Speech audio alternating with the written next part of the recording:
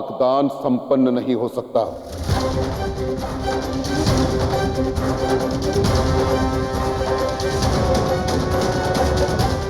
मुहूर्त बीत चुका है। गुरुपत जी, आप क्या कह रहे हैं? सत्य कह रहा हूं वृषभान जी।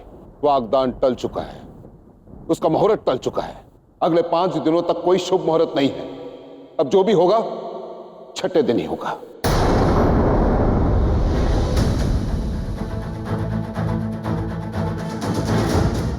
गुरुपत जी, देखिए ना, कोई तो उपाय होगा। हाँ, कोई तो हल निकालिए ना। नहीं भाभी, कोई मार्ग नहीं। कोई भी शुभ कार्य करने से पहले शुभ मुहूर्त की आवश्यकता होती है, और ये तो विवाह की बात है। किंतु काका, आप स्वयं ही सोचिए, यदि वागदान छठे दिन होगा तो विवाह कब होगा?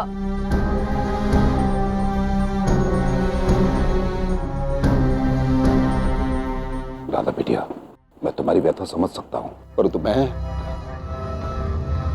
कुछ नहीं कर सकता।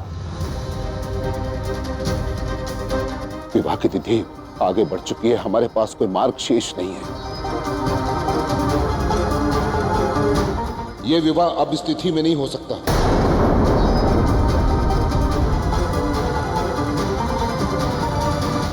और ये सब इस कृष्ण के कारण हुआ है।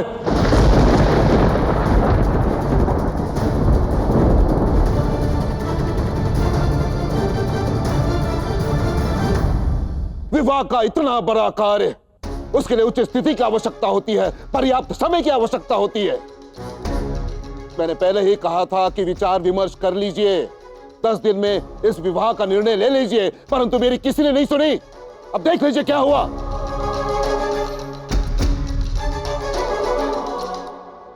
वृषभान जी, मैं आपके समक्ष हाथ जोड़ के निवेदन करता हूं कि राधा बिटिया को और पीड़ा और कष्ट मत दीजिए।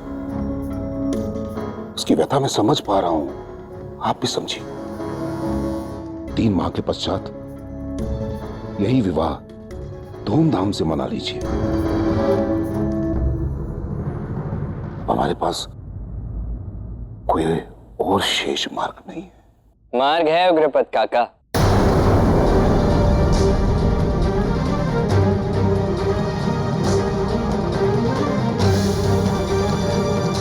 मार्ग है। जो रीति, जो शास्त्र विधि 2 प्रेमियों के महामिलन में बाधा बने, वो रीतियां मेरे विचार से अनुचित है।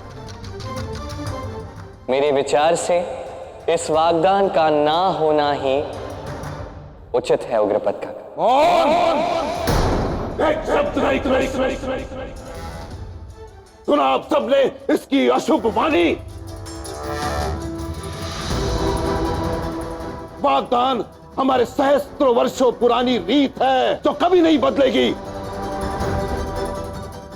एक अनिवार्य विवाह संस्कार है जो सदैव रहेगा। अब तुम इसे भी चुनौती दे रहे हो, लज्जा नहीं आई तुम्हें? मैं मानता हूं ये विवाह संस्कार अत्यंत आवश्यक है। मैं ये भी मानता हूं कि इनके पीछे गहराई से सोचा हुआ कोई ना कोई कारण भी है। किंतु एक महत्वपूर्ण बात, जो भी उतनी ही आवश्यक है, मैं सबको बताना चाहूंगा। ये सारी रीतियां हमारे हित के लिए बनाई गई हैं, किसी को दुखी करने के लिए नहीं।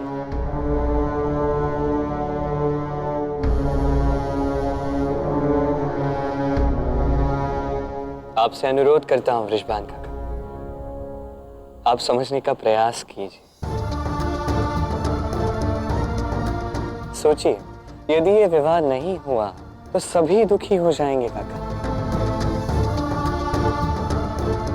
यहां उपस्थित प्रत्येक व्यक्ति दुखी होगा।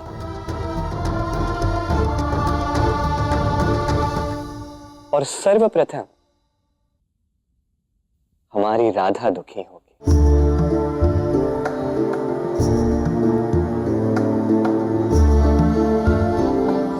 और मैं पुनः एक बार कहना चाहूंगा, वही बात, ये रीतियां हमारे हित में है, हमें दुखी करने के लिए नहीं।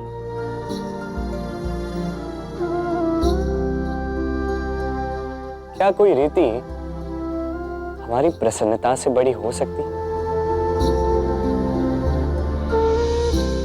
क्या कोई रीति प्रेम से बड़ी हो सकती है काका?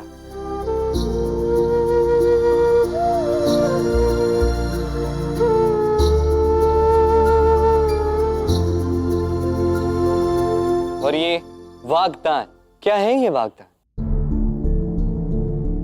किसी संबंध के पक्के होने की घोषणा, यही है वागदान? यही इसका अर्थ, यही है इसका महत्व।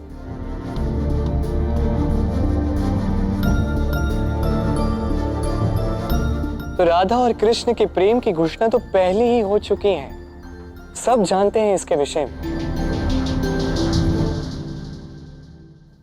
प्रेम का ये अद्भुत, ये पवित्र बंधन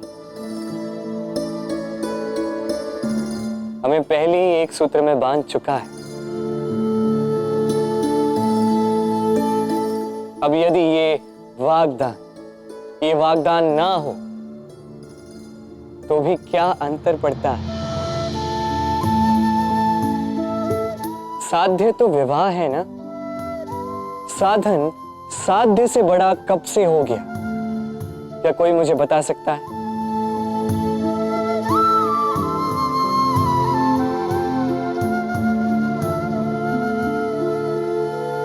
कृष्ण ने जो कुछ भी कहा मुझे तो उचित लग रहा है। क्यों मित्र?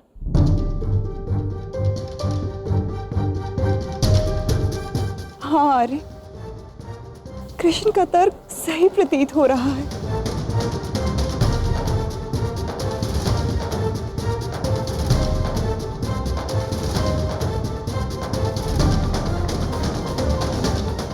वैसे मुझे भी कृष्ण की बात उचित लगी।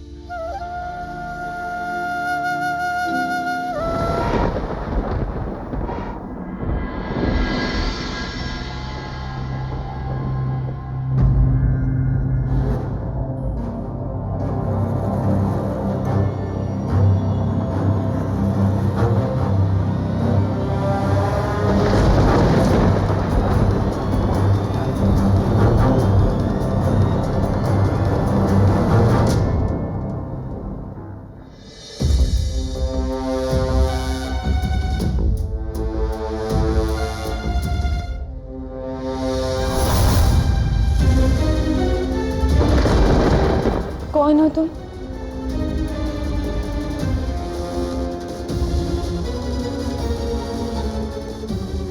ये तो वही व्यक्ति है जिसको मैंने स्वप्न में देखा था। राधा कहाँ रह गई? सारे दीप बुझा दिए ना पुत्री? हाँ माँ।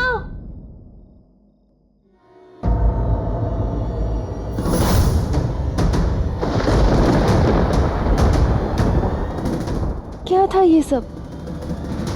मैंने किसे देखा?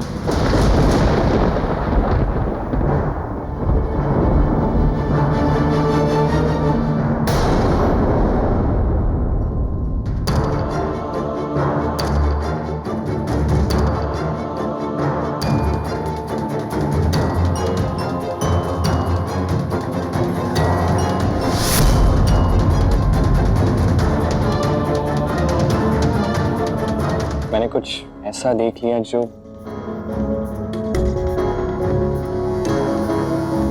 कुछ नहीं, बोलो बोलो। क्या? कुछ ऐसा देख लिया जो संभव ही नहीं है था। किंतु ऐसा क्या देखा तुमने? छोड़िए ना, जाने दीजिए।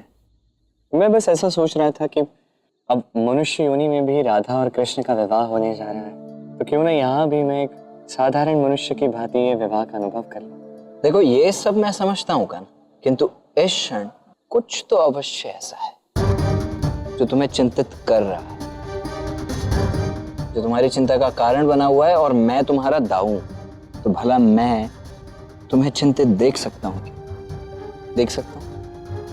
नहीं देख सकता। तो बताओ मुझे कि क्या देखा तुमने, तो उस चिंता का निवारण हम मिलकर कर सकते हैं।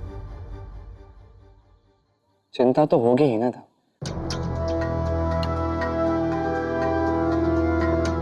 क्यों ऐसे बार बार राधा कृष्ण के विवाह में इतनी बात है क्यों? सर्वप्रथम विवाह के लिए केवल 10 दिन, फिर निमंत्रण पत्रिकाओं का जलना, फिर वागदान का ना होना, ये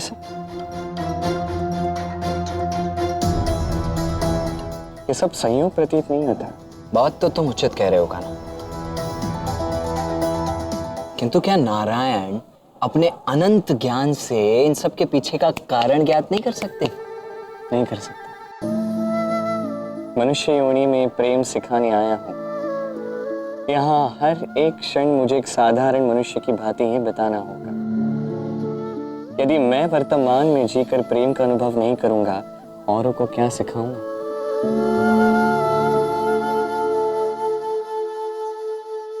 तो सिखाओ, जियो इस क्षण को कान्हा, किसने मना किया है? और सारी चिंताओं और बाधाओं को अपने दांव पर छोड़ दो। कान्हा, राधा और कृष्ण का विवाह मेरे जीवन का बहुत बड़ा और महत्वपूर्ण उत्सव है। इस विवाह पर कोई आंच नहीं आने दूंगा मैं। इस विवाह पर आने वाले प्रत्येक संकट का अंत कर दूंगा, किंतु ये विवाह अवश्य होकर रहेगा।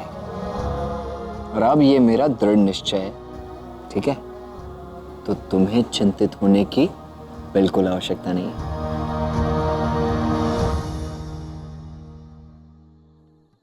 जितनी बार कहूं उतनी बार कम है, किंतु दाऊ हो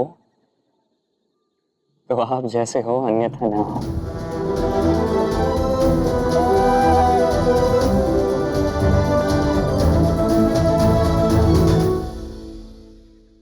चलें अब घर, मैया प्रत।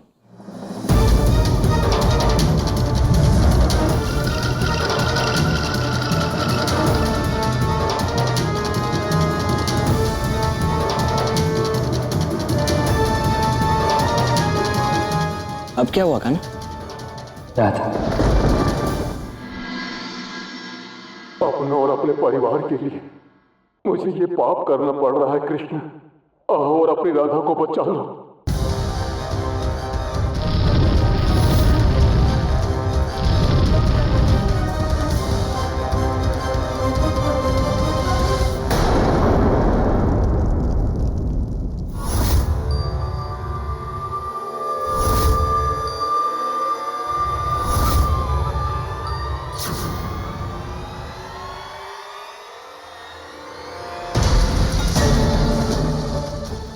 लौट जाओ शंखचूड़।